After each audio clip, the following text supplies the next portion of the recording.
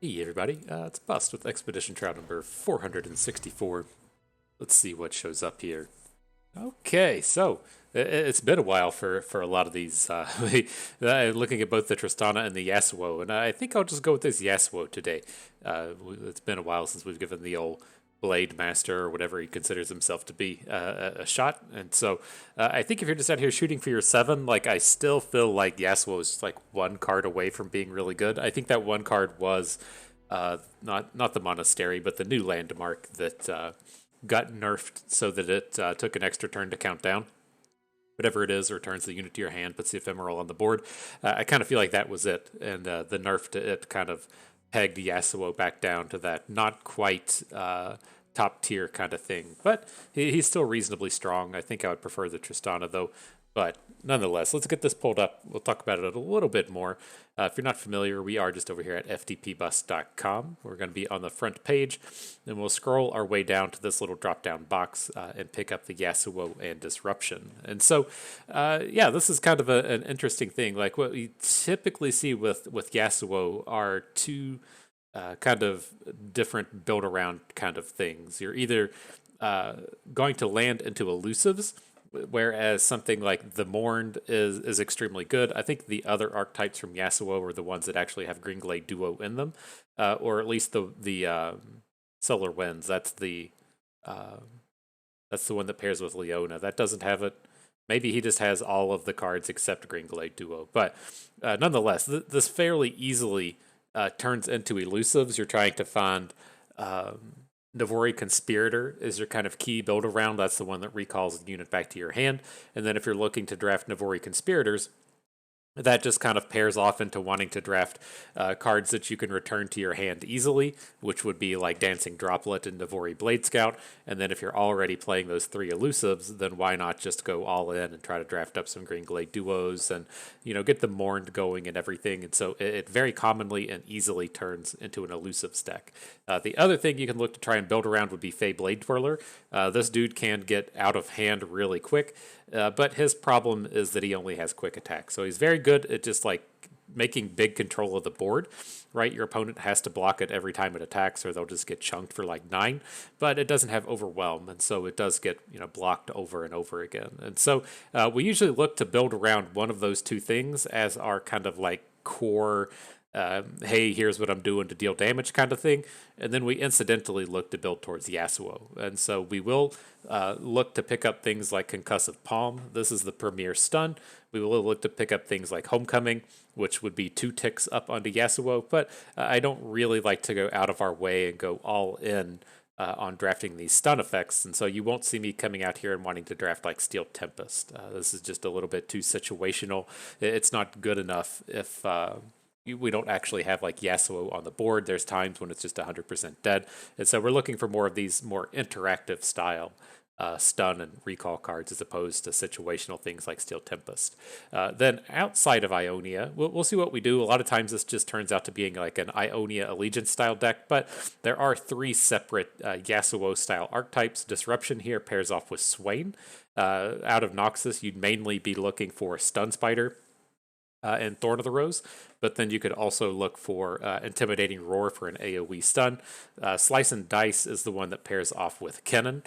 Here, I think you just turn into an Elusives deck, and then with the Solar Winds, this pairs off with Leona, and Stunbird would be the kind of premier target there. The problem with all 3 of these archetypes is, say that we are trying to draft towards Leona, then if we want to have Leona be our stun activator, then we can't play a bunch of copies of Yasuo. And then if we're playing 3 copies of Yasuo, we only get 1 copy of Leona, and it's a little bit hard to try and get those 3 pieces together. But let's see here. Let's see how this plays out. We'll take the Yasuo. Not a great start with him, but I've definitely seen worse.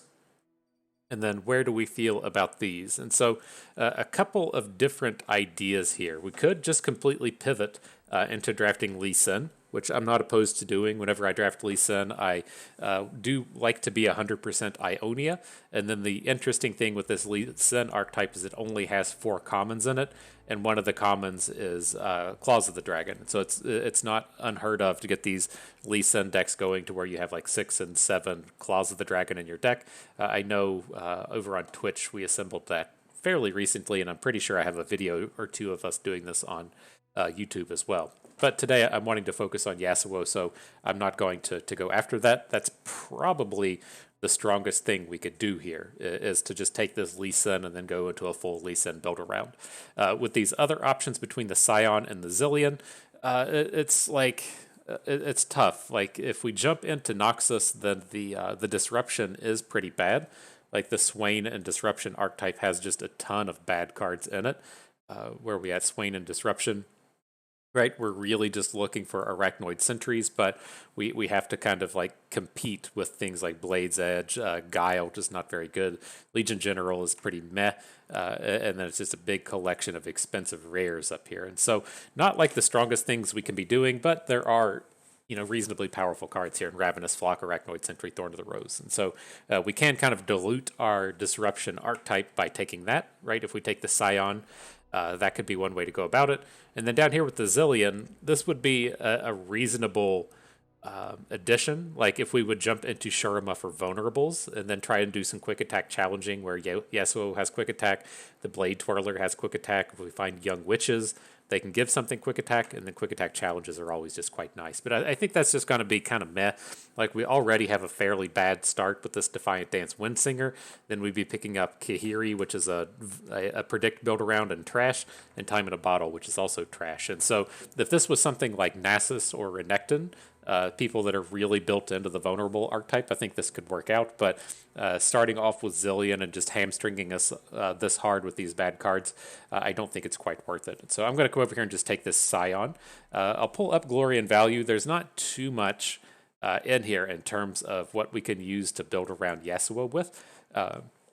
But it just does to have some good cards in here. Fallen Riders and Grave Physicians are reasonable early game plays. We have Weapons of the Lost in our hand, which is a decent removal spell.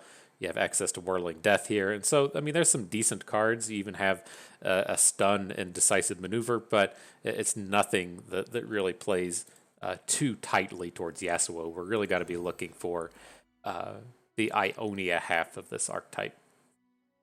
Okay, so yeah, this is where the problems lie. We had Disruption turn up because we picked up Noxus, and now we're stuck here with this Death's Hand and Guile stack. This is just complete trash and garbage over here. And the Noxus pile, it's not anything really on theme. We're not going to have the discard cards needed for survival skills. And then down here we have this like extremely expensive package with the Enlightenment deck, which is what I'm going to take. The Windsingers are pretty good. We're just going to have to do a real number on our curve here to try and mitigate, starting with 2 6-cost units and a Scion. And so it has me a little bit worried, but we did dodge a lot of the bad cards. Here, though, this is this is what we're looking for, right? The Green Glade Duo with the Concussive Palm, very easy take. Extremely powerful set of cards. All right, coming into this one, I do like having one copy of Yon. He works extremely well with Yasuo, but already having 2 Windsingers, I'm going to want something pretty good paired off with Yon. Blade's Edge is not that good. And so with this one, the Lost Soul, again, doesn't work unless we're playing discard cards. I'm going to come down here and take this Scattered Pod. It is expensive, but we do get to at least start with this Green Glade Lookout as a cheaper play that helps us with a bit of our curve problems here. All right, then in this one, we do have the choice between either Thorn of the Rose or the Legion Drummer, and I'm going to go with this Thorn of the Rose stack. I don't really want this Weapon Hilt, and so I want to at least have some of the build-around style cards here with the Thorn generating the Guiles. So, welcome to the party. What we have here is a bunch of garbage. I'm really quite scared that we managed to get the Enlightenment pack to show up in a synergy pick. And Spellslingers is showing up in Synergy, and we don't have any of the Disruption style cards showing up. This is actually pretty scary. And I know the game is just bugged in terms of Glory and Value. We're just going to see these every time, but this is brutal. I guess we'll take the lead and follow here just to kind of help fill our curve, but it is ultimately pretty worrisome to see packs like that show up. All right, now coming out of this is a decent Disruption pack with a Decisive Maneuver, Twin Disciplines. The Decisive Maneuver we tend to talk about just in terms of overwhelms, but it works just as well with elusives. And that's not, exactly where we're at right now. We only have two. We have the Greenglade Duo and the Lifeblade, but I kind of feel like what is going to happen is we're going to get to the trade picks. The game doesn't understand how Sion works. It's been bugged for like patches and patches. Almost guarantee you on pick 15, where we get a trade pick, it's going to offer us a trade away for Sion. And so I'm hoping that we can trade away Sion for the likes of Yasuo, or if it's going to keep showing us Enlightenment, maybe it'll give us a Karma. And then we can kind of fix our deck into a Yasuo-based elusives deck. And so I kind of feel like that's what's going to happen. And we just need to kind of like ride the storm and get a little bit of luck here in the beginning. And then we can trade into a pretty reasonable deck. And so that's the hope and dream. That's what we're going to try and do here.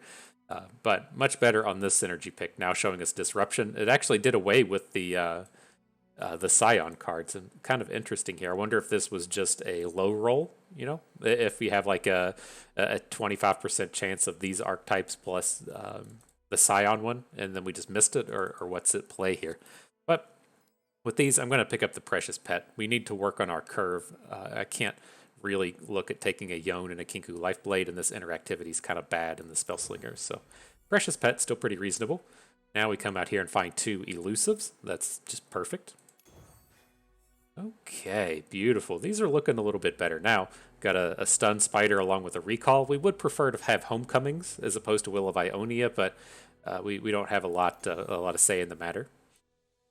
Okay, then here is another Thorn of the Rose. I think that's what we're looking towards here. Whispered Words is pretty meh, but so is Greenglade Elder. I've actually been pretty happy with Greenglade Elder in terms of the new landmark, the countdown thing, the God Wisp Hill or whatever it's called.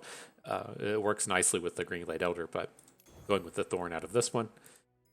Nice. The Precious Pet with a Stun Spider. Okay. Things are at least turning around in terms of the stun style cards. That was a nice collection of spiders that we just picked up there. All right, and with this one, I'm actually kind of tempted to pick up this Ritual of Renewal. These Yasuo decks tend to be fairly slow, unless you just kind of fall into like the 4 Greenglade Duo deck. And so the Windsingers are quite a lot, but I think I like it better than the Claws of the Dragon Lead and Follow. We don't have any combos for either of those. All right, and looky here. What did I tell you? Just out here calling the shots and everything. Let's definitely trade away this Sion for Yasuo. Now we can stack 4 copies of Yasuo. Hopefully the trade picks will just give it, like, probably not going to find the Greenglade Duos, but the things like the Mourned will hopefully start turning up. Okay, so you all know what time it is. We do have to go and turn something premium. Let's take a look and see what we got here. I think we're probably just going to have to go on up into the rares, but take a peek real quick. No common units. How about the spells? Man, we should have just taken that Guile so we could make sure we had a common spell to upgrade, but not the case here. We didn't land on the Mourned, or we didn't see any Fey Blade Twirlers. That's kind of awkward. Got any units to update? Yusari, I know you're in the deck. Okay. Scattered Pod is as well. I don't think we actually drafted Yones. So let's add in the Yusari. Let's do the Scattered Pod. All right, let's do the Pod. It's a little bit more powerful here. Feeling pretty good about that one. And so, yeah, this deck, it didn't come together quite how I would hope. I think we did pick up like some elusives, but we didn't pick up enough of them to really chase that down. I think that we're going to be looking at ourselves as like a Yasuo control deck, to where we can get stuns and control the board with stun spiders and Thorn of the Rose, and then just stall out until we can actually get Yasuo flipped and playing the bad stuns as removal spells. I think it'll be okay. Would kind of, prefer to have a homecoming or two so that we can get the double recall and then like recall a stun spider and replay it, and those 2 cards would generate us 4 stuns. But we gotta get to that point. Maybe we'll get some time and get some trades and get there. Look at that, it looks like we're just playing elusives today.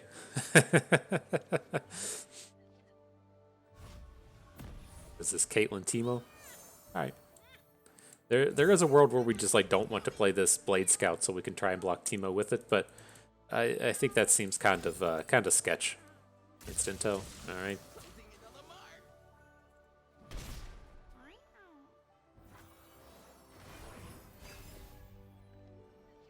Green Glade duo's ready.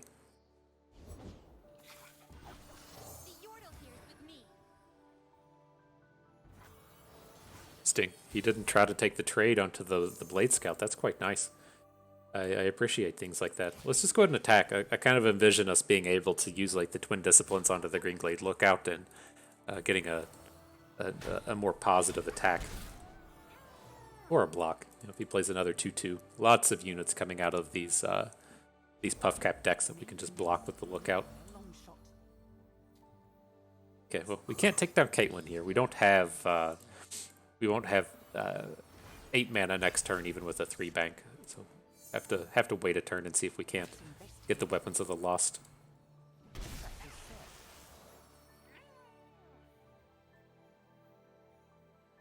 Slightly awkward. Well, let's just eat this 2 mana. I want to play the Weapons of the Lost onto Caitlyn. This is going to be the only way we can do it. Should be safe. There's not many P and Z combat tricks. You could have like a suit up, but seems like he's making sad faces, and that may not have even been the correct target. Like Caitlyn tends to be kind of ignorable, where the Puff Cap Peddler is going to be the one, you know, dropping all the damage into our deck. So we maybe should have just killed the Peddler, but maybe it won't come to that. We're taking over this board pretty hard. Right, if we're going to have this thing to where, say, his next play is like a Chump Wump, we just return it with Windsinger, and then on our following turn, we're able to just Arachnoid Sentry something. Like, we have lots of power coming down. I think we're probably just going to tempo him out before the Puff Caps come online. But we'll see. If he's visited the FTP bus school of drafting Puff Caps, the only cards in his deck costing more than 3 will be those Clump of Wumps. Interesting. He's just spewing off stuff now, huh? Okay. Well, you can be up to some shenanigans. You can just replay this dude if you want. It's still a pretty reasonable tempo play for us.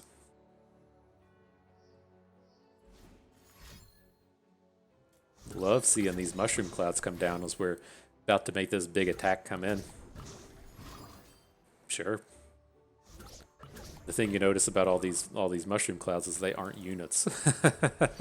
And so, more power to you.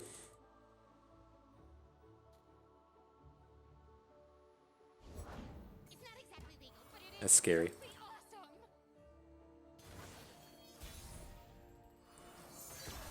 Oh, how bad is that? Oh, just hit perfectly. Okay. So, Funsmith is pretty scary. What happens if we just go ahead and decisive maneuver, though? He blocks the Windsinger with the Funsmith, and then he's looking at like 6, 10, 16. It would be lethal. Okay. It feels like if he has like a static shock or something, we're really going to regret this. We do have the Twin Disciplines to maybe counterspell 1 removal spell, but we can get around the Mystic Shot.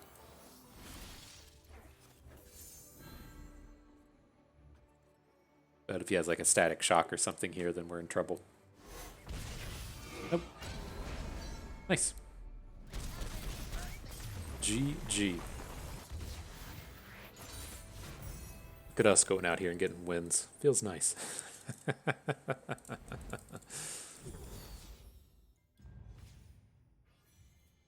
So, yeah, we're going to be taking the Yasuos here. This is just another incredibly bad Yasuo stack. But, you know, I don't want it to... Like, it's never a good strategy to be like, oh, it's going to give us some easy trades in the future. I'd rather just not have shitty cards in our deck to begin with. But we got, like, a lot of turds in here. We got this Ritual. We have too many Windsingers. We have Wrathful Rider. We have the Defiant Dance. We have the Kinku Lifeblade. Like, lots of these cards are pretty bad. And now we're adding 2 more turds in here. And so... it's kind of rough, but it's what it is. All right, but we can work through that, right? We've dealt with worse. It's just the way these archetypes turn up throughout the draft is you're having Enlightenment Karma show up, which is just abysmally bad. You're having Disruption Swain turn up, which is abysmally bad. It's just lots of lots of opportunities to get bad cards added into your deck. But you just mulligan into Green Glade Duo every time, it certainly helps. Pro strategies from FTP Bust. Just draw your single copy of Green Glade Duo every single game. You'll be doing just fine.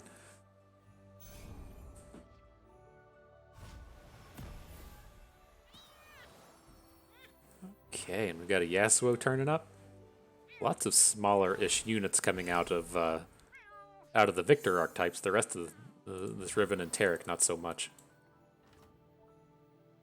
And it's kind of odd sequencing here, right? I would like to have the lookout on the board and then stun something, but we aren't quite lined up to do that. We'll still add the lookout in case they play like a ballistic bot or something, but I think we're just going to be hitting with the duo this turn.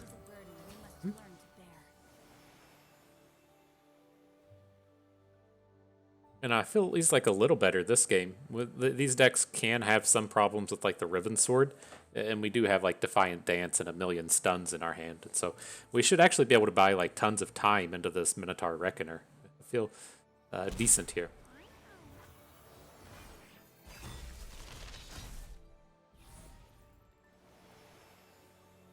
All the stuns.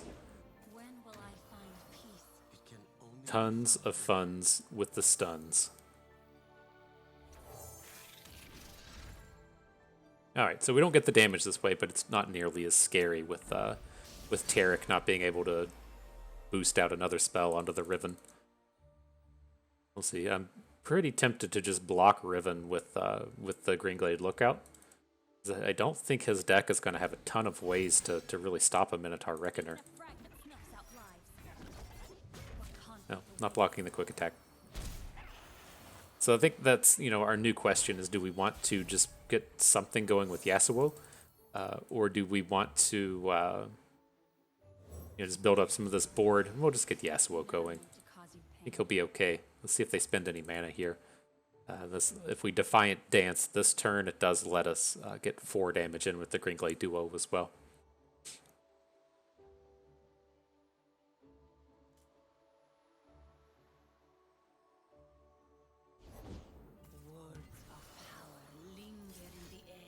Sure. So if he wants to go for the sword, he of course can't just burst it into play. That's not the way the sword works. He can play the sword on our turn, right? I don't remember how many fragments he has. He should have 3 fragments at this point, right? He played. No, he should just have 2. Well, 1 in hand, but if he wants to play the sword this turn, then we do have the decisive maneuvers to just stop her in combat if we need to. I don't think we need to, but we got options. Options are always good to have.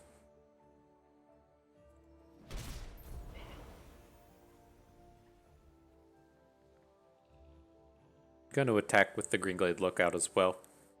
Chunk some damage in here. He's not going to do anything else on this board. Like, if we're blocked... Sparklefly, fuck.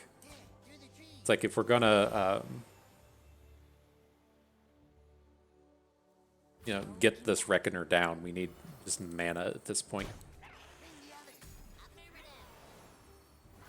This is fine. I mean, a singular stun onto the Sparklefly will kill it.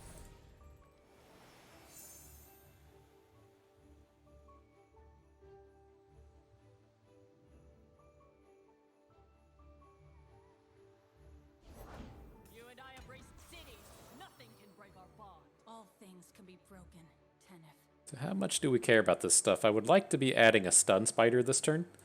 And I mean, I guess we ought to just try and pop the Riven. It seems if he has to spend a removal spell, then this is still pretty good. He's going to have to do something else to get this Brutal Hunter online.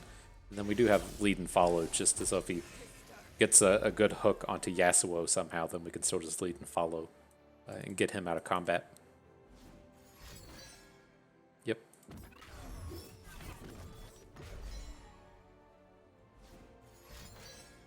All the cards.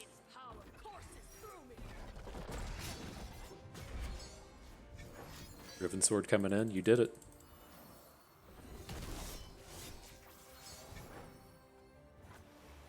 Drop it on that Sparkle Fly. No escape. Unyielding.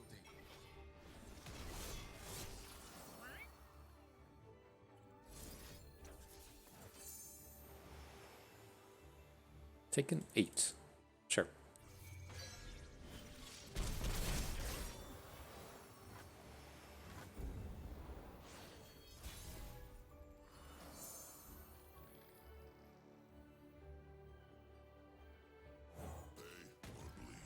It looks a little worse than I would have liked it to have looked. We probably should have just attacked with the Green Glade Duo last turn and see if he would take the trade. He probably wouldn't have taken the trade, but could have chunked in a few more points of damage.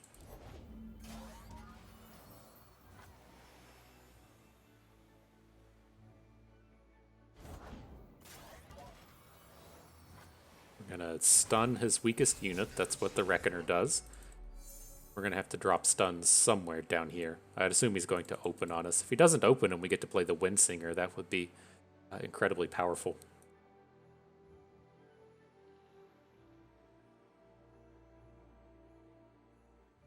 But, I mean, seeing his board, I would say that he's probably going to open, and then he's going to hook our 6/6 with his 3/3 to try to get the kill in with Tarek.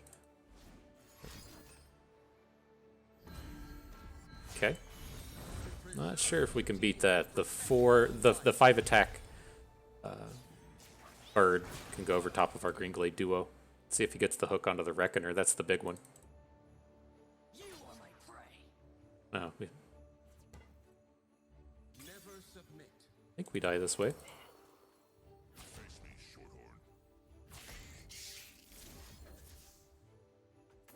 Certainly sucks to lose the Reckoner, but beats being dead.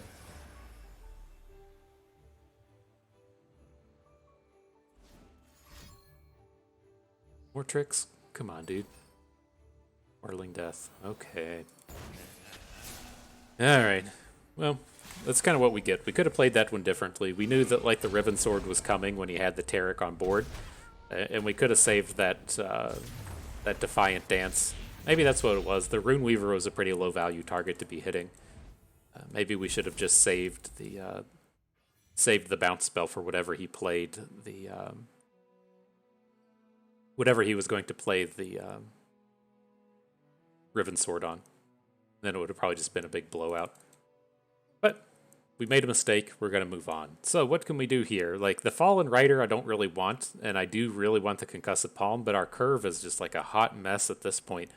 I really want to just hang on to this. I'd also like to upgrade the Tusk Raider for the Ritual of Renewal, but I think if we're going to think of ourselves as being this kind of like stun-based control deck, then we want to hang on to the Ritual just for a little bit. I'm going to pick up the Concussive Palm here just to say it's the actual premier stun that we could have. But yeah, I think that was our issue that game. I think if we just let the Rune Weaver stay on the board, saved the mana, and then just waited on whatever he was going to play the sword on. It's just like trading 4 mana for the Tarek is such a big tempo boost that we probably would have just had the time we needed. We were really close to flipping that Yasuo and things would have been done at that point. Alright, against LeBlanc Draven. This is a lot of early game aggression that we're probably going to have trouble with. So I'll hang on to the Will of Ionia. We have the mana to play it kind of early, but we're just going to have to prevent as much damage as we can here in the early game.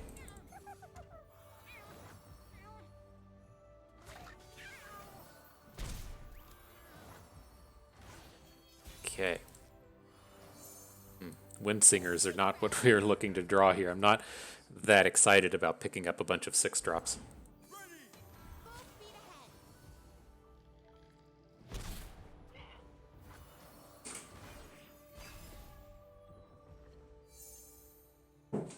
Oh boy, just what we needed. Another 6-drop. I was really hoping that we could pick that up.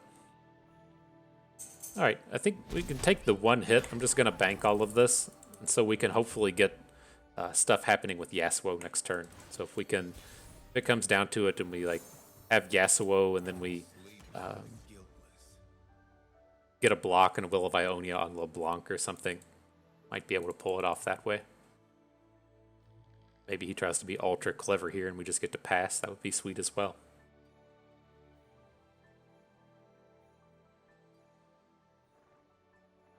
But if we can just stall just for a little bit, then we'll be okay. Especially if we can stall just for a little bit with Yasuo on board.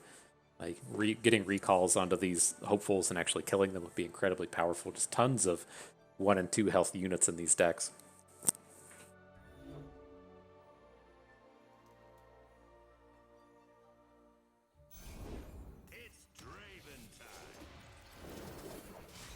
Okay, I don't think we can attack.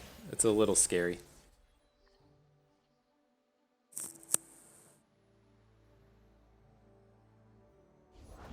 To serve the greater good.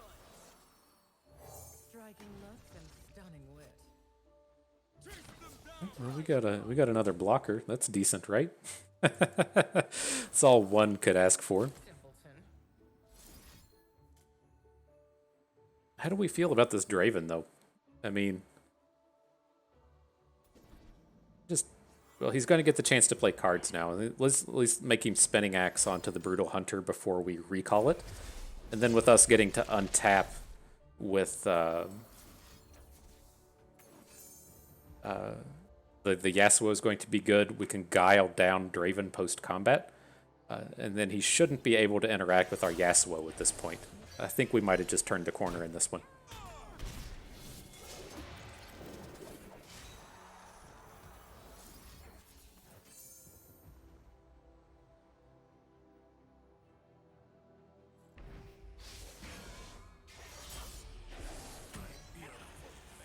Sword stuff. Alright, so we're going to get an open here. Then we can see what they do. We have the options from this point, right? If he just plays something expensive, like say he plays an Armored Elephant here, I think I would want to go with the Reckoner. He's gone a little bit slower with Rune Weaver. I think this is still okay. He shouldn't have answers to our Yasuo at this point, and then getting to ace his smallest unit and still have a blocker is quite nice. Then if his board sucks, and so if he wants to play a unit before he attacks and we can start doing the recalls, I think we're fine. It would just be nice. I'd feel so much better if we just had like a concussive palm in hand. Okay, it's not a kill onto the Brutal Hunter, but he can't replay it this turn.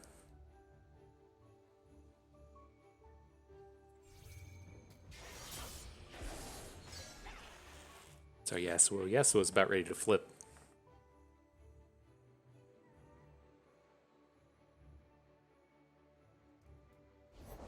I have the name. I need the reputation. All right, so if he has a Whirling Death, it's a little unfortunate, but once we get out of this turn, I think we're pretty okay here. Beautiful. Sucks to lose the Reckoner, but we're about to take over this game.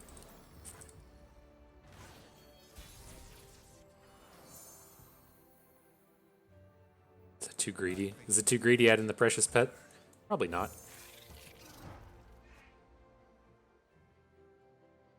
See what he plays. I mean, we definitely win Singer, and if he passes, then we just get to chunk more damage in. The forest hides friend and foe alike.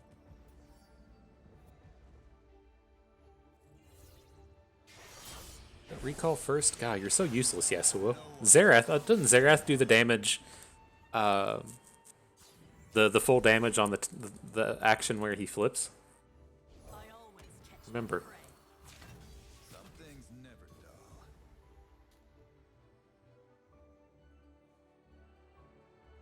But looking pretty good.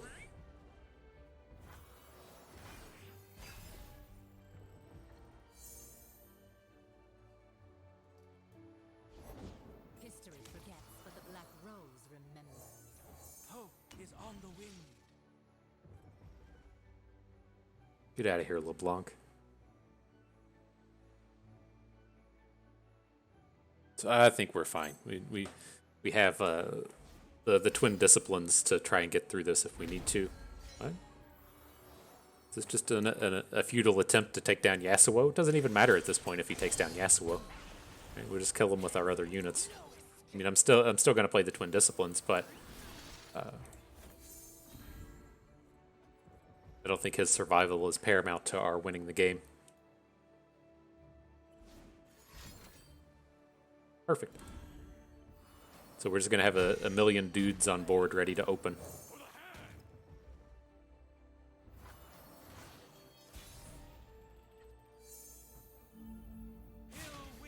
We did it, team. We did it.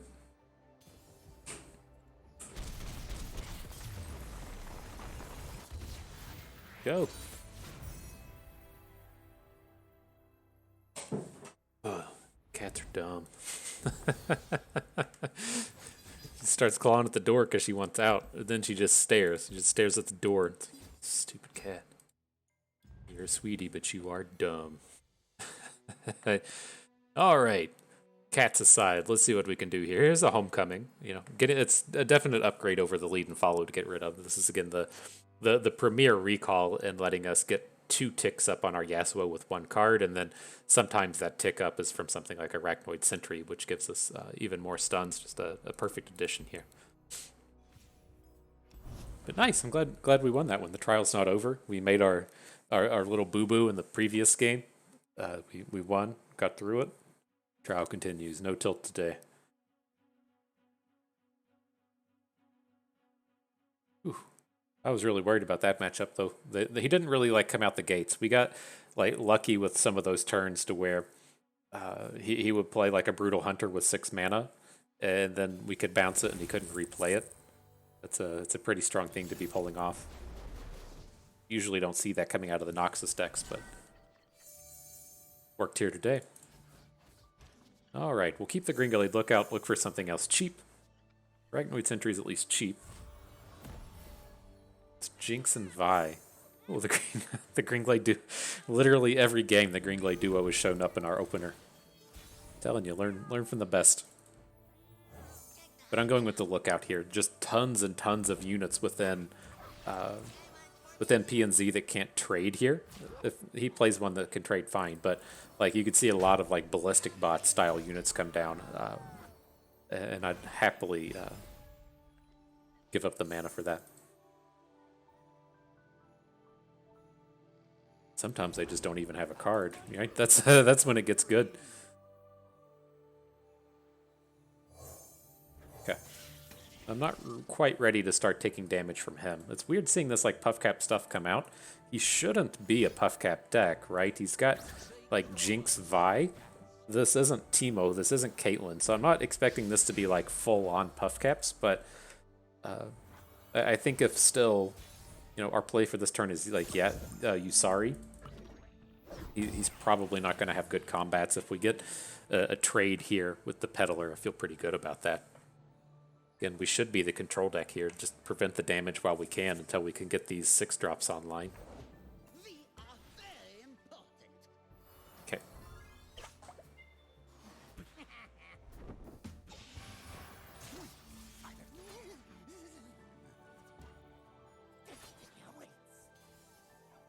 There we go. I mean, that has to be decent for us, right? It's having the empty board. Sucks we don't have anything to do now, but as long as we have the time, then we're going to be okay. I brought my books. Hope that's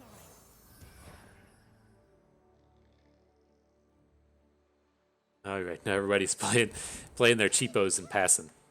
It's that time. Oh, he discards Aftershock. That's a real card. Okay. Hold up. My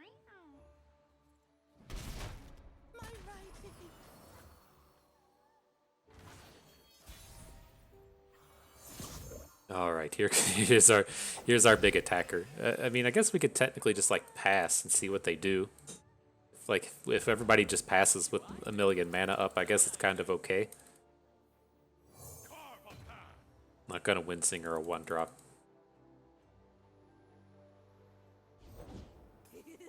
We'll Windsinger Jinx. Or not Windsinger, but Defiant Dance.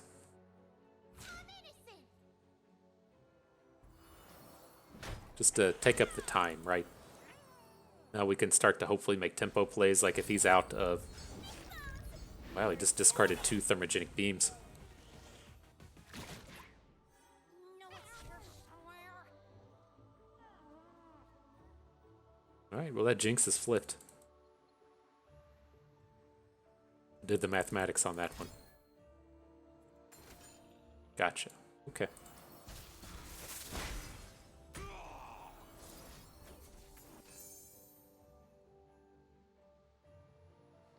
Where's he at? He's gonna have 7 mana next turn. So he can play the Jinx, but he can't play her twice.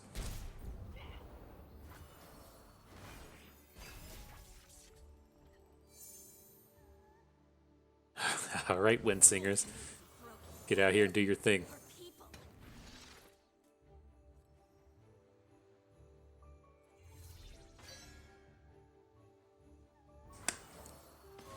Alright, well he can replay this Jinx next turn, but...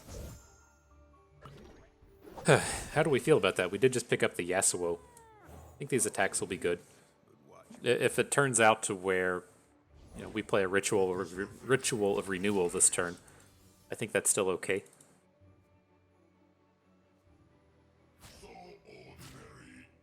Wow, he's just all in on the Jinx, huh?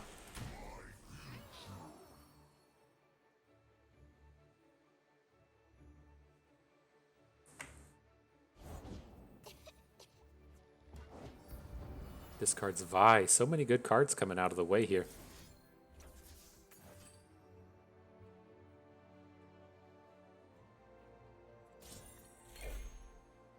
Yasuo number 2. Ready for the Steel Tempest?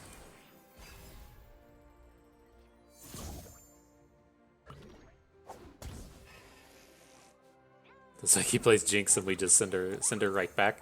He can play her again this turn, but he should have a pretty tough time emptying out his hand. He's had a lot of discard, but I think even at this point, a Death Rocket's not that big of a deal. Rules and me. Doesn't kill any of our units. Her people.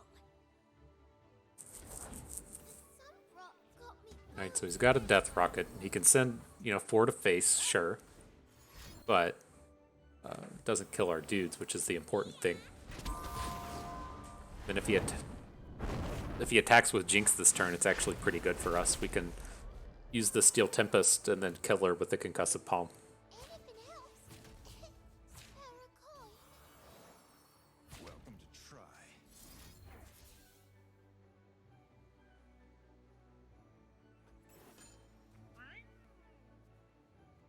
It's okay. We are giving up our Yasuo this way, but...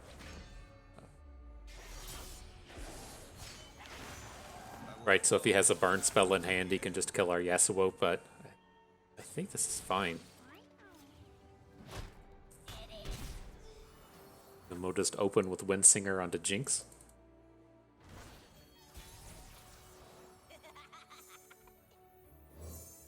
Like a storm, I bring change. We'll be short on lethal this turn, but we can add the Life Blade, if that seems reasonable. I don't think this is going to be like a decisive maneuver or concussive palm turn. Just keeping the peace. Step lightly. Nice. So many Wind Singers.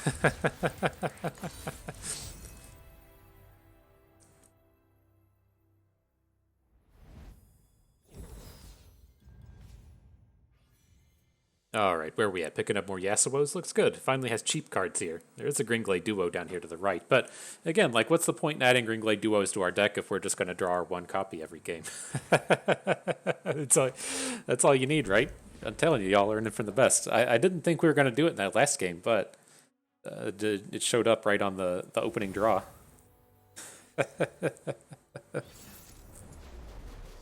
Alright, what is this? Some kind of Grand Moments Echo deck? Sure.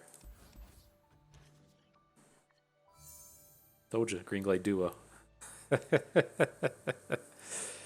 But he has 2 echoes, so I mean he has to be leaning on Predict, which would be like P and Z Sharma. I'm curious what the Demacia part is. It's probably removal spells.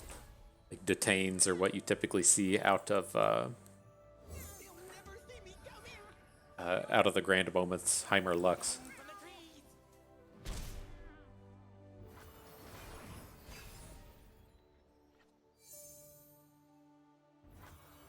All right, well this works. I mean, he might have a gotcha play here. The PNZ will do that to you, where you know, you play your dude and then they have the dude plus exhaust after the fact or something. But we aren't really like counting on these Green Glade duos to do much.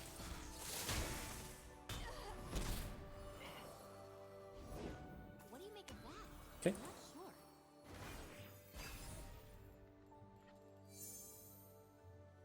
Start wincing, and it's about time to draw all three of them. What does it mean? Looking for this?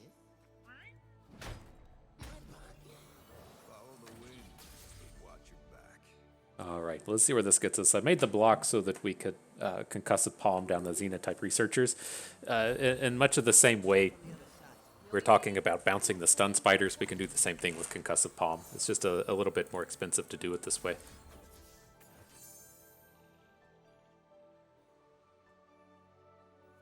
But I want to take it down before we attack. There's also a chance that we just play Precious Pet and bank the 3 mana.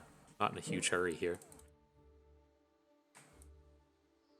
He passes, I'll pass as well.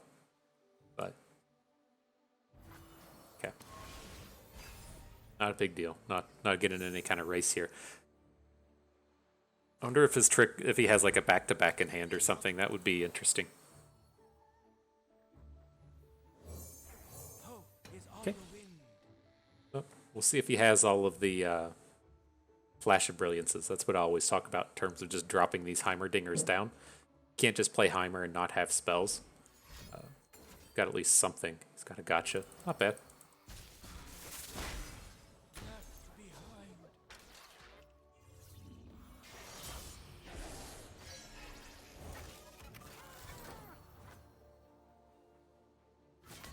No time to waste. No more running. Okay. We have another Yasuo in hand. This one's not the most important thing we have.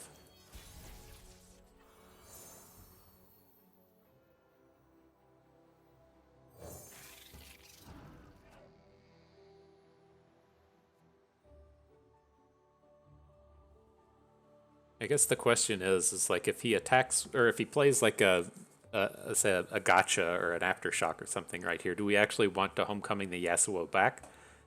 I think we probably do. To them? Off the rope. Take a stance and hold it.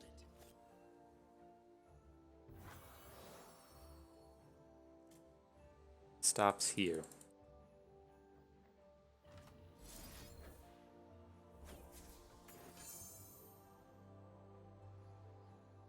I feel like he's got like a gotcha. He's up to some kind of shenanigans. I think this might land on him playing gotcha on Yasuo when we do this. But if not, if he just has no reaction, I think that has to be extremely good for us.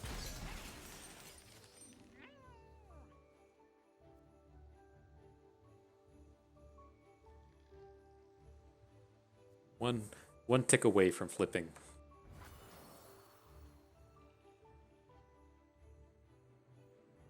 I'll take on anyone. Okay. I don't get what his angle is. He didn't do anything to protect his rock lobber there. I mean, he could have a like a Demacia based combat trick or a Scrying Sands or something, but okay. Weird.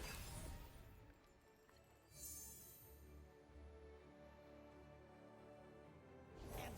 I have them. Replays the Donger. There's another handful of spells he could have in this space, but I feel so much better now. Like if he wants to pop off a six mana spell, and then we get to just concussive palm his 6/1. Okay. Doing that for a bad unit? Sure. This all looks pretty delightful to me. Until the end. Would his card be like detain or something, and he just needs a unit on board to detain? Huh. I'm gonna go for this Dragon's Protection, and then we can concussive palm if that's his line. He knows we have the concussive palm. Okay.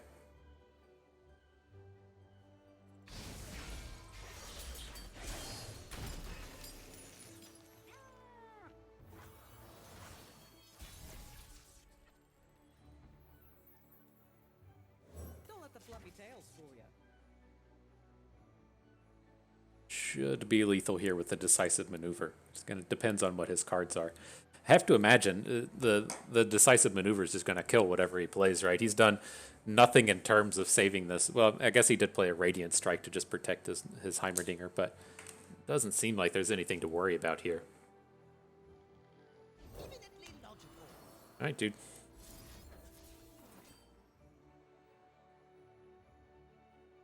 Maybe 7 mana was all he needed. Spirit Fire. Okay.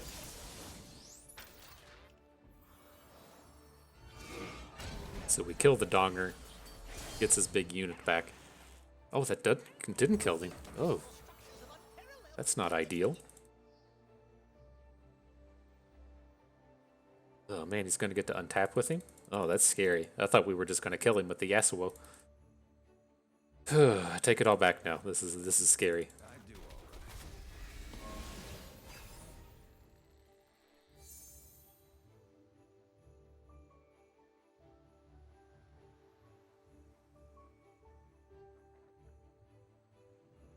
Can dance him, but it's slow. Makes me sad. Makes some sad noises. If he plays something like reinforcements, then we're definitely going to be hurting here.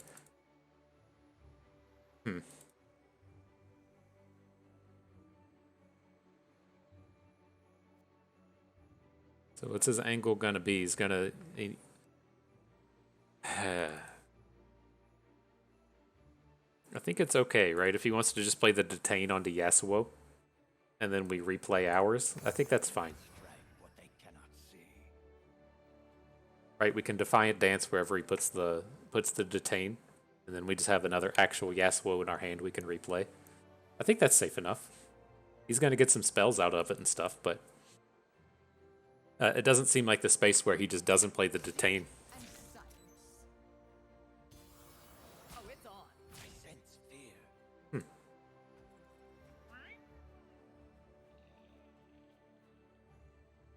Is he just going to back-to-back us instead? Weird. I don't get that.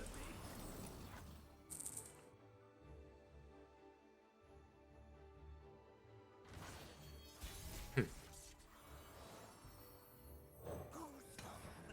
my passage. I don't know. I don't like our space in this game. I feel like we're in a pretty bad spot with this Heimerdinger sitting on board. You typically just lose all these games. Wow. I bet he... Well, I mean, he had the detain, but...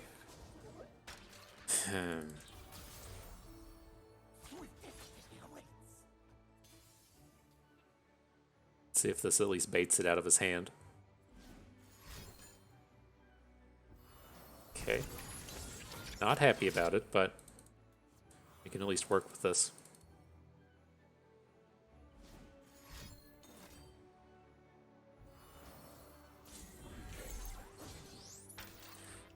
I think we're done. Go where the road takes me. I don't know. We could have sequenced some of those spells differently, but I thought this went okay.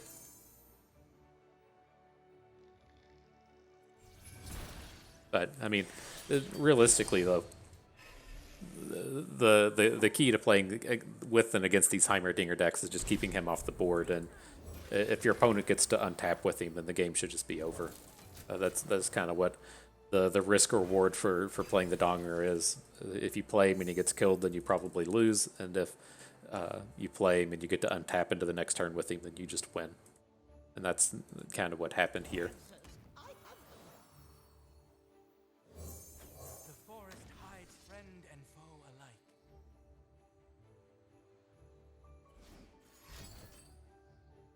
Sure. Let's just move on. Okay. That's a ladder trick you have to learn right there. Like, what is our, it doesn't quite matter in Expedition. I just don't want to make this a 4-hour video playing a boring ass game. But yeah, like whenever you're out there trying to ladder and rank up, if you're gonna spend 5 to 10 minutes finishing off a game that you're like a 2% chance to win, never worth it. It's just it is kind of the sad state of the ladder systems these days, but it is what it is. It's kind of the same deal. If you can play an aggro deck with a 60% win rate that wins games in 8 minutes, or you can play a control deck that has a 70% win rate but wins games in 15 minutes, you're just way better off playing the aggro deck. Yes, it has a worse win rate, but the games are so much faster it makes up for it.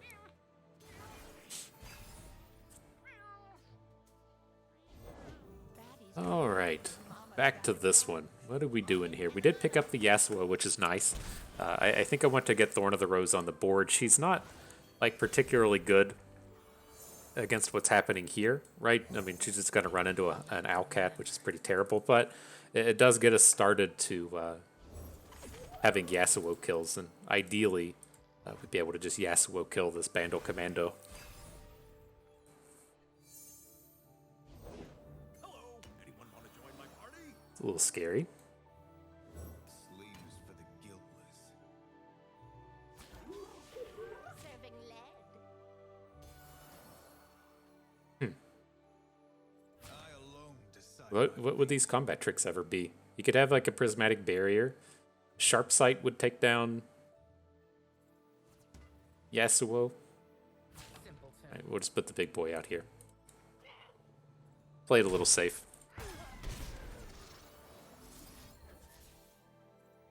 I don't think we even care about this Bandle Commando just yet anymore. Let's try and take down this Yordle Captain before he's able to drop units on the board. So we'll play the stun now. It's going to take 2 damage. And then I'll just open with Stun Spider and try to kill this thing off before he can put guys on the board. Given the way that previous turn went, we may find ourselves having to play Concussive Palm here as well. But I don't want his units getting the bonuses. Okay.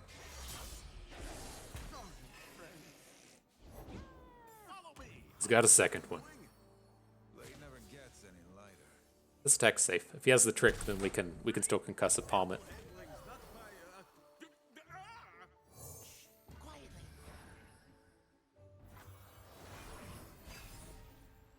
All right, this board's gotten big. And Poppy. Rose around here somewhere. Don't worry, a quest is the We can just send her back with the Windsinger. That should be safe enough. I bring change. We'll have to build up to this Thorn of the Rose style attack onto her. Oh. What? Not going to use the captain? Okay. Time to make some coin. He doesn't attack with his elusive because of our... He lost it. Works for me.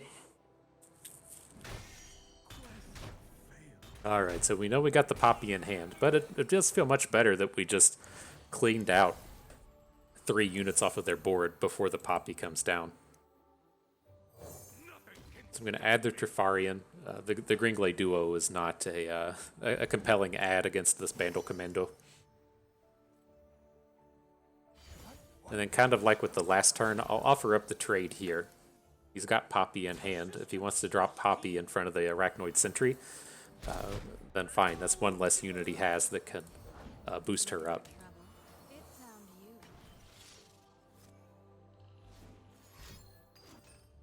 you. Need our Yasuo back though. Got to Weapons of the Lost. Ooh, those were both very good. I was gonna say we gotta find a way to shut down what God's trying to do here.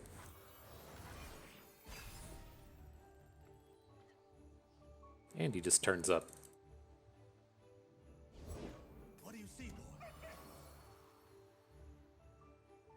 So how do we? This Weapons of the Lost just like has to be way too greedy, right? Always by my side. All right, so now we can guile the Swiftwing Lancer, right, and then we can Calling Strike the Misfortune.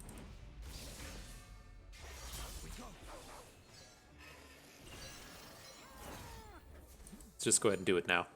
Let's stop that next love tap from coming through.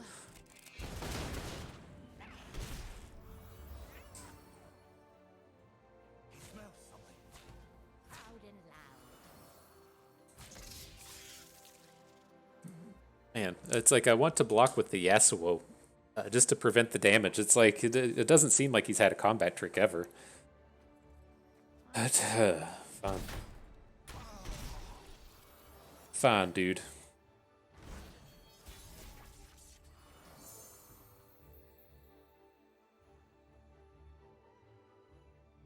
So what happens if we open? Like, I think that this is probably good. We are going to lose a lot of units doing this, but this gives us a chance to use Twin Disciplines if we want. And it just kind of frees up our stuns to be useful in the future turns here. It's got to have a trick if he's putting the Lancer in front of Yasuo.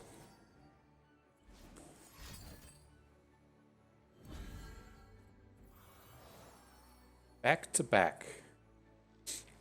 That's kind of interesting in that if we flip our Yasuo, then he still just outright wins this combat. So I'm looking to just play a decisive maneuver out here on the left. And then if things still look completely wrong, we have Concussive Palm and we have Twin Disciplines to protect however we need.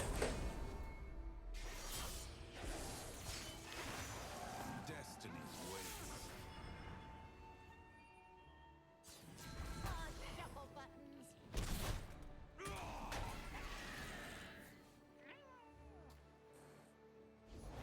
Where you go, I go. It's a fairly tempting target to just go ahead and take down, but I think I'm going to wait. I never. Okay, our units are all better than these units. So what's he going to do? Just try and like lead off with Poppy now? Sure. The Silverwing Vanguard, and then he has to be following up with Poppy, right?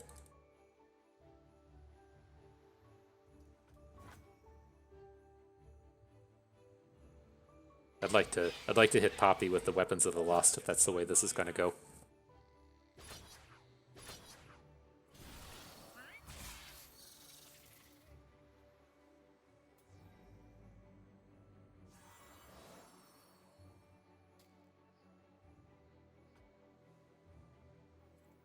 Let's do this. We'll block down here on the end so we can still take this first blade down with Concussive Palm or take him down with Weapons of the Lost.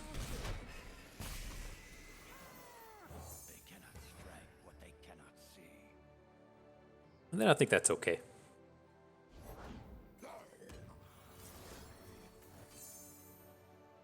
Get our big boys rolling here. So weird. He's been very, very protective of that Poppy. Post-combat Grand Plaza, sure.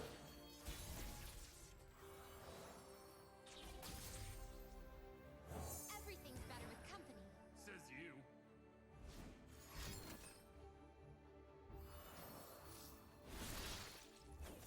Do we even want to bother? Like, we can just play another Yasuo after this, right? Steel Tempest isn't a good card to have in hand. I think that's good.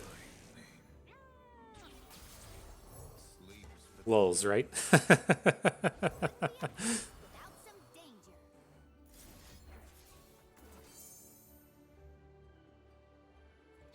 There we go. That's the stuff we're looking for.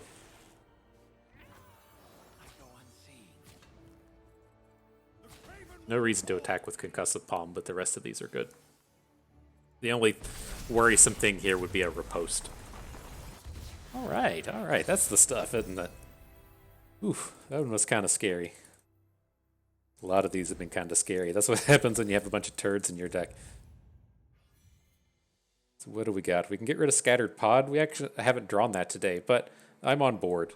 You know, we've been memeing up this Green Glade duo in terms of just drawing it every game, which I'm pretty sure we have, but we got to fix our curve as much as we can. That Windsinger just isn't doing it.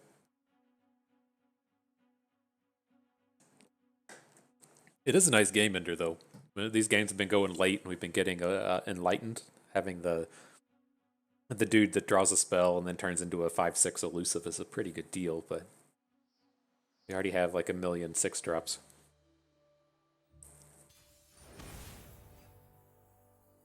So many weird decks today. Okay, Caitlyn Garen with with Ionia in it.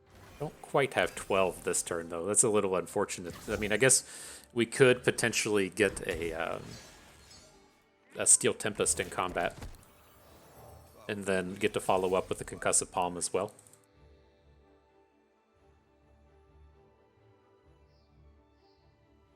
If he attacks here. That would be pretty sweet, right? Okay. So it's a little different. We don't get to Concussive Palm. We have to Will of Ionia if we want. Well, we don't have to, but Scoping the area.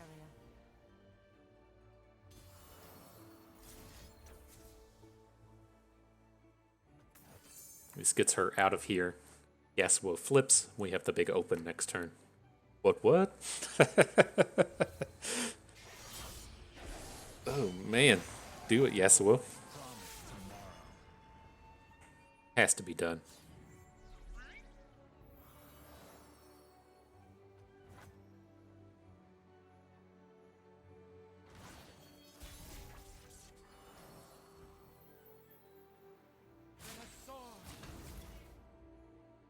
I mean, I think this is good enough. Like this, much in the same way we have those. We have the plays with what's her name with the Windsinger. We could do the same thing with Concussive Palm, to where we shut down his unit, get a unit on the board. But I think he's just playing cards for the sake of playing cards, and we're gonna be fine. Yep. Okay. Nice. I don't know. I hate to being judgmental and critical, but I always see these 3-faction decks, and I'm just like, oh, this is not going to be a top tier deck. I know lots of people like to draft 3 factions, and a lot of people like to draft good cards. It's not something I do, but it was not a particularly cohesive collection of cards we were facing there. Okay, so how do we feel about these? I'm good to get rid of the Lifeblade, but I don't really want Intimidating Roar. You can find good uses for Intimidating Roar, right? These AoE stuns do work out quite nicely with Yasuo, but I don't feel like we super need that. I'm looking to just get rid of the Whispered Words here, but like adding in a 6-drop is also pretty weak. Again, we have just like tons of top end. Our spell count is kind of light, though. Let's actually do this. Let's add in the Intimidating Roar. The Kinku Lifeblade's pretty meh. You have to have like hand boosting cards for this to ever be decent, and so maybe we'll find ourselves with a nice AoE stun. And it's just with these like.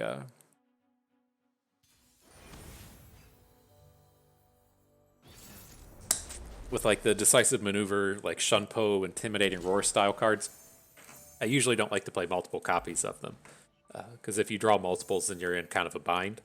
It doesn't do enough to interact with the board, and if you aren't ahead, then you can't catch up with those.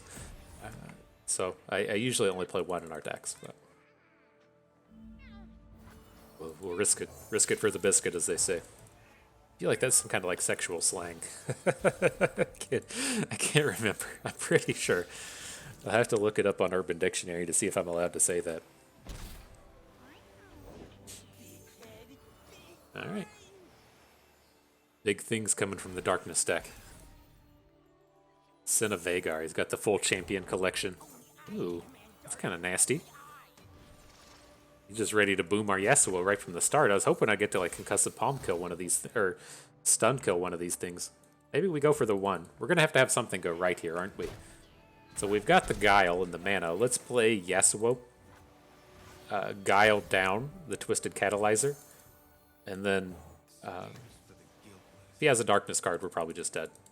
Right? We're not winning this game if he's playing Darknesses here. Okay, sure.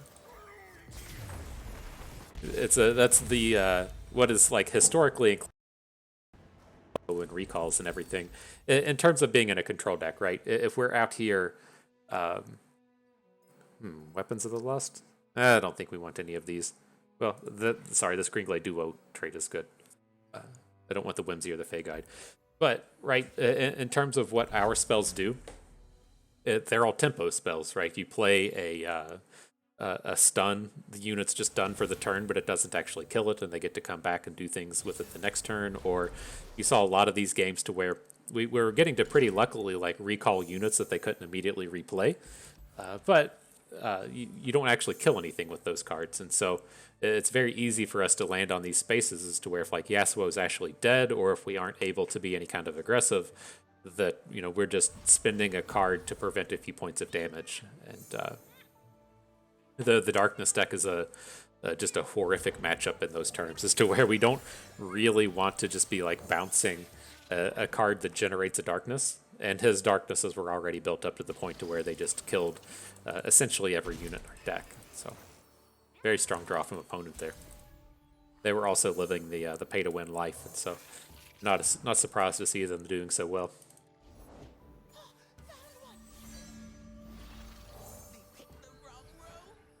Glad to see we aren't the only one. We're spreading the knowledge across the world that Legends of Runeterra is a pay-to-win game. But see, it's draws like this and hands like this as to where the recalls are good, right? So say on this turn, we drop a Trifarian and he drops a 3-drop. Then if we are able to go into turn 4 and send everything back to his hand, then it's not that bad. We're trading the spell for the mana, because we're definitely being the aggro and definitely getting to chunk in, but yeah, it's not how that previous game went whatsoever. You gotta leave the bay to see the ocean. Damn. Okay. I was hoping they wouldn't have a way to answer the Trifarian. Death is like the wind, always by my But side. I guess a lot of this turn will come down to the unit he's able to play, right? I'm okay with attacking with everything here if his only good block with the Sandhopper is either like catching a trade on the Trifarian. Yeah, we can't do it with these two things on board. Back off, bud. But they won't have any combat tricks that can take down Yasuo. They just don't exist in Bandle City. Bandle City just has Purple Berry Shake.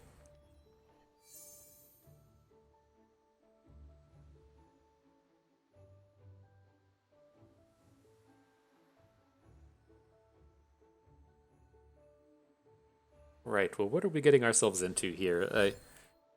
He's leading with pranks. Interesting. I guess that's going to change how this goes. It's like we did have like this good mana sequence to where we can drop Greenglade Duo, Thorn of the Rose, and then open next turn, which I'm not completely opposed to here. Let's start with Thorn of the Rose. I don't think he's going to be doing anything else.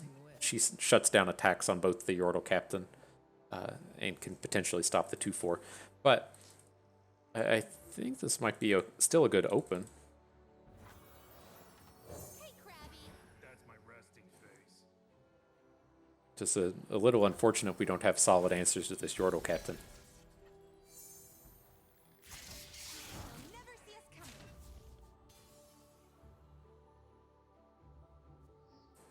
coming. Zero recalls so far. You've not been that interactive this game, Yasuo.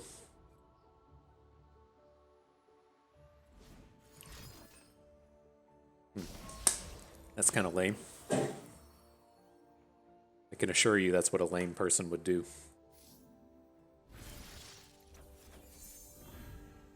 So let's take that one down.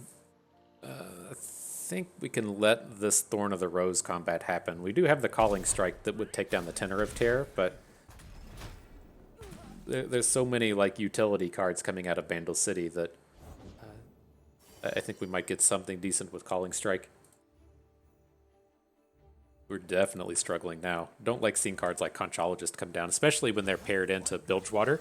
And he's going to be like, herder, I just hit a Make It Rain and a Parlay and all the options one could want in order to take down a bunch of 1-health units.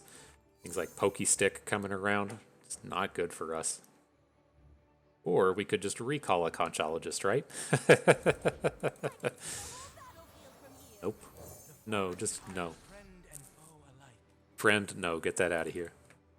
We got to get some big tempo plays happening here. This is actually pretty good for us. I just worry that this open isn't. I mean, I wonder what the makeup of his hand would be, where he's not just attacking, or not going wide, as opposed to just dropping the dum-dum there. Take a stance and hold it. This is our shot. If he wants to replay Yordle Ranger, we can just blow up his whole board. That sounds very appealing to me. I just don't think we ever realistically get a win this turn. There's so many good targets for Conchologists to take down what we have on board.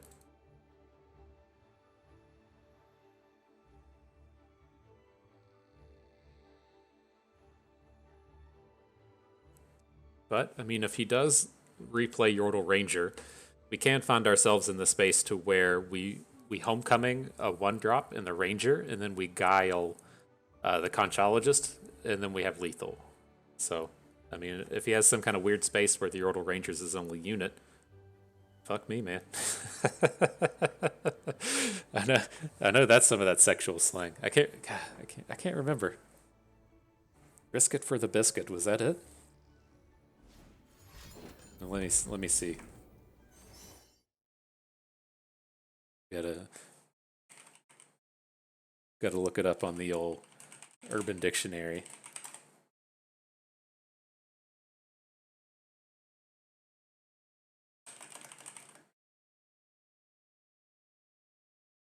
All right.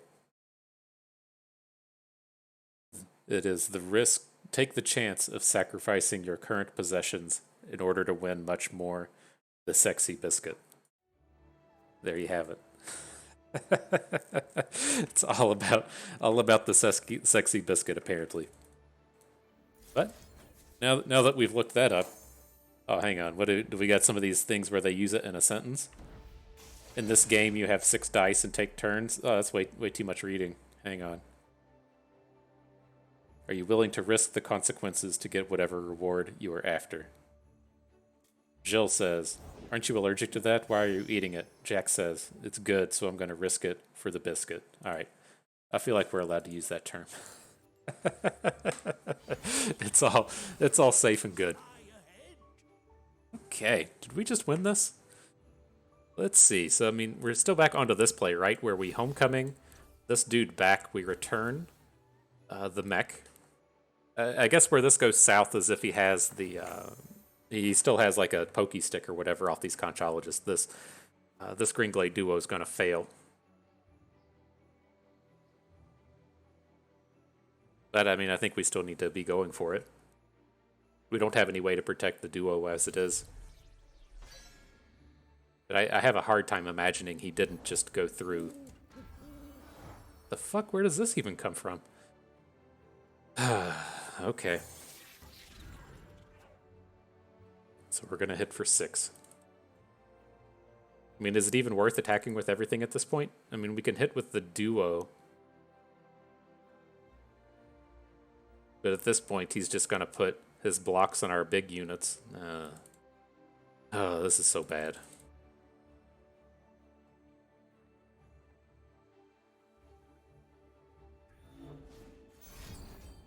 All right. Okay. I didn't suspect we were going to get through that. That was just such a weird sequence that guy took playing the Ranger against a deck playing a bunch of stuns and a bunch of recalls with 1 unit on board. That really blew my mind. And I thought, but I couldn't imagine like what kind of weird hand he would have to where that would play out like that. That was kind of strange and all. But nonetheless, not a bad trial. This deck does have some of its issues, and it looks like that issue is Bandle City.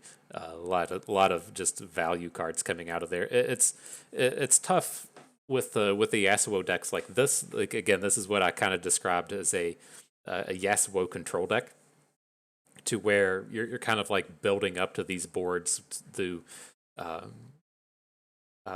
where we get to like play Wind Singers and build up, and then we get the big Minotaur on board, or we have Yon to shut them down, and then you tend to just like crush through with a big collection of units. And that struggles against a lot of things, right? If you're playing a bunch of value cards, it can be tough to deal with. If you're playing a real control deck to where they just have like vengeances, it's tough for us to deal with. If they have actual answers to Yasuo, so he can't actually kill anything with these recalls, it's tough to deal with. And so it's not particularly ideal, but given the way that the draft went, it's just kind of where we got stuck. I think things kind of went wrong right here, where we took this Kinku Lifeblade Windsinger that was out of the Enlightenment Karma, and then it's just throughout all of the draft we were seeing Enlightenment Karma, and we're seeing Disruption Noxus cards turning up, and we just didn't end up with a good collection of cards. Like good cards are not, deck synergies are not. We just landed on a bunch of low quality cards, and even still here at the end, we have a bunch of them that we were just never able to get rid of. Like you can see the makings of a good deck up here at the top between like these really good one drops. We got up to 3 Green Glade Duos. Arachnoid Sentries are quite good.